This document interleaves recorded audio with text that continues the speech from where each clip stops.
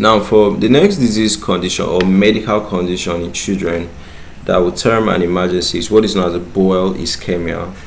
Okay, so we'll look at the Bowel Ischemia. So before we actually start discussing about Bowel Ischemia, I would like us to break down the, what do they call it, the terminologies.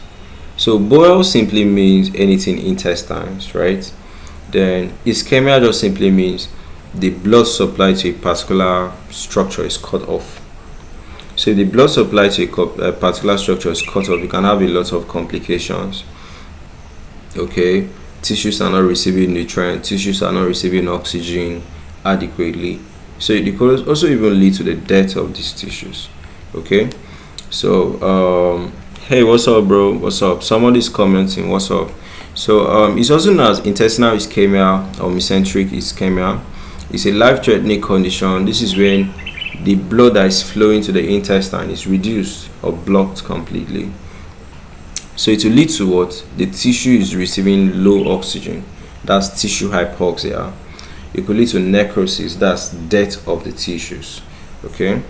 So types of bowel ischemia, you have the acute mesenteric ischemia. That one is sudden. It's often due to arterial embolism. Could be arterial thrombosis, anything that is blocking the blood vessel. Do you understand?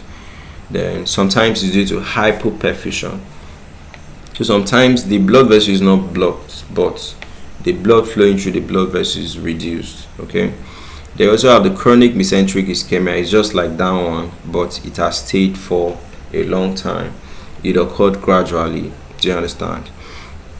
Then ischemic colitis. This one is the colon.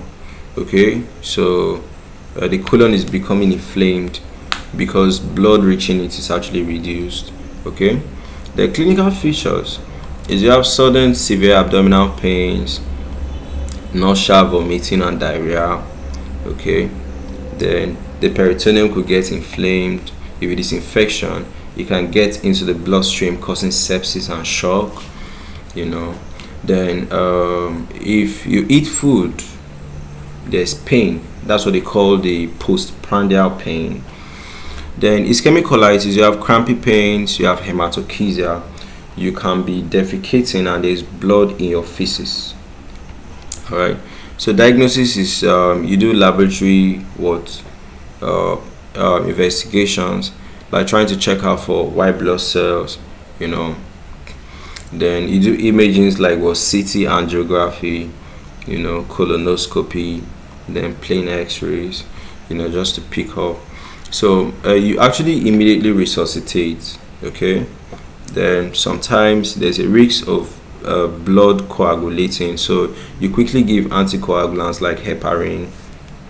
Then surgeries, you can actually do surgeries like if there is a blockage in the blood vessel, you try to actually remove the blockage.